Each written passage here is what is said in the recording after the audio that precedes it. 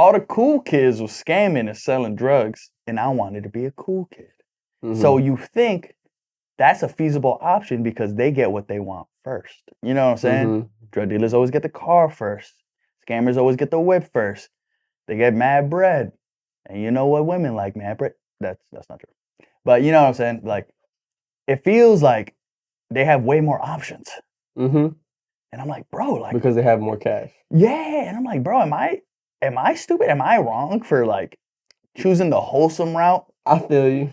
You know, like it's tough, bro. No, I know a lot of people who've gone down that route, young and old, for various reasons. You know, for various reasons, people either become enthralled or entrapped by that life, right?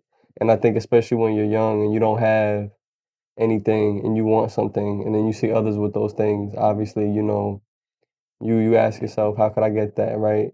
Reminds me of that, but it is like a double-edged, it's not even that it's a double-edged sword, you know what I mean? I'm thinking about two things, right?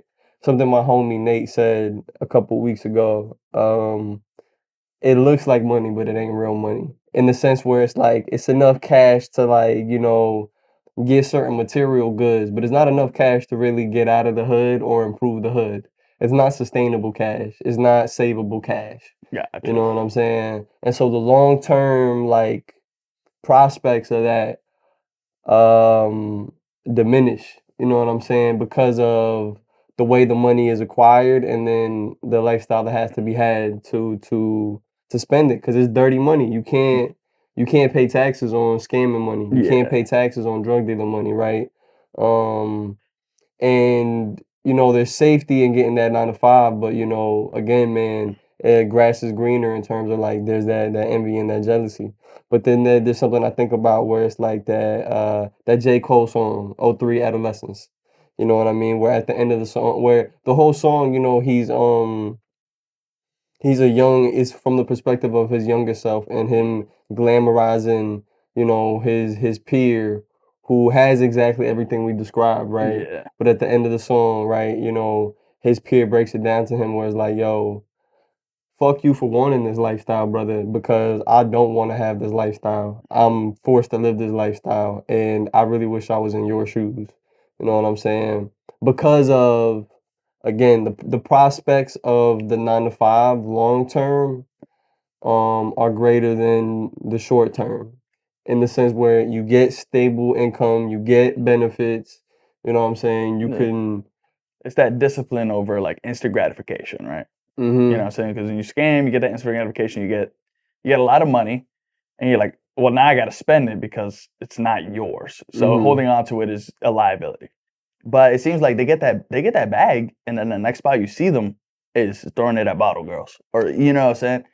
And again, as a youth, I'm like, this is life. Like this guy's living it up. He's got baddies on his arm. He's got money in his pocket. He's in the same spot I am, but he's living it up. And I think the key in that conversation is somehow that dude's in the same spot I am.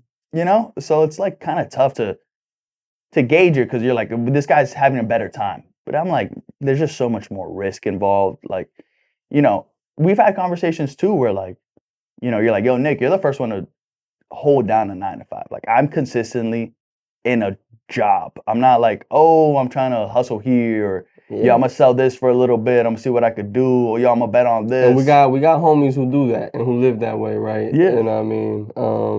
And they're still our boys. You know, still our boys, nonetheless. It's to put it where I feel like you're more reliable. Like I love my homies, but are you know the behaviors involved and like yo, if they get mad about this, fine. But it's like yo, bro, saying the behaviors involved with getting a 9 to 5, holding a stable job, are behaviors involved with more stability, more reliability, more consistency over time. You know what I'm saying? Versus the fast cash shit, right? You know what I'm saying? It tends towards just fast cash types of behaviors, right? There's not a lot of root planting. There's not a lot of like, you know, like figurative agriculture, in the sense where you're cultivating the fruit of your labor. Hey yo, thanks for watching. If you want to see us get the hell out of my bedroom and into a studio, make sure you like and subscribe. Help us out with that algorithm. You heard me? Devious pause, bro. Oh yeah. Yeah, I was like, I'm gonna get out of my bedroom. What do you mean by that, brother? What do you mean by that, brother? That would actually be a funny one. Yeah, I wear my heart on the sleeve, but who does it? I'm in a generation where you just say fuck it. Love don't exist unless you out of school, pockets full of money, and you got no issues with your daddy or your mommy. But I ain't gonna sit here and lie. I thought about texting X a couple of times, thinking it would help.